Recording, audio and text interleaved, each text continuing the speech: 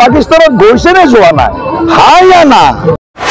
কথাটো ক'ব লাগে গৌৰৱ গগৈ ডাঙৰীয়া গৈছে নে যোৱা নাই কৈ দিয়ক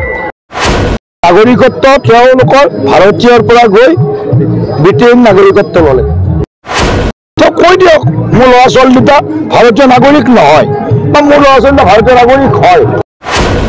মই এইটো কথাই কৈছো গোহাঁই ঘৰত কোন কল খোৱা নাই তোমাক সোধাই নাই না গোহাঁই ঘৰত কোনে কল খাইছে সেইটো ক'ব যোনে খাইছে ই ক'ব এতিয়া পাকিস্তানত গৈছে নে যোৱা নাই হাই या না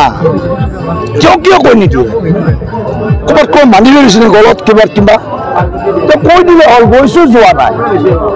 অসমৰ ৰাইজটো আৰু তেওঁক ভাল পোৱা ৰাইজো আছে নহয় ভাল পোৱা ৰাইজখিনিয়ে ভাল পাব নহয় এতিয়া গোটেইবিলাকে বেয়া পোৱা হৈ গৈছে তেওঁক এতিয়া আচল কথাটো নকয় হয়নে নহয় আচল কথাটো ক'ব লাগে গৌৰৱ গগৈ ডাঙৰীয়া গৈছে নে যোৱা নাই কৈ দিয়ক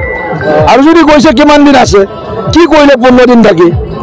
এইখিনি কথাটো অসমৰ তেওঁ মুখেৰে কোৱাটো বিচাৰিছো চৰকাৰলৈ ঠেলিব নাপায় নহয়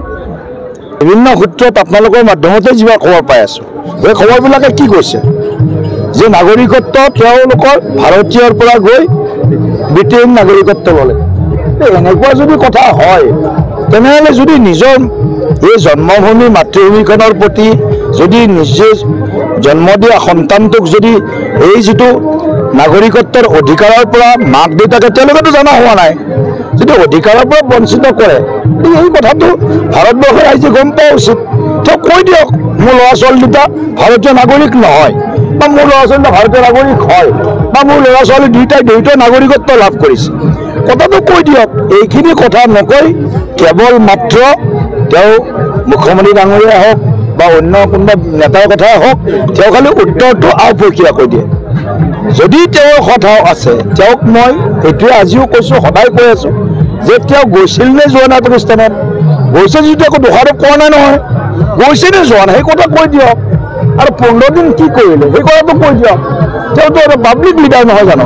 পাব্লিক লিডাৰৰ কথাখিনি আজি মই ৰাতিপুৱা ঘৰৰ পৰা ওলালে ক'ত যাম কি কৰিম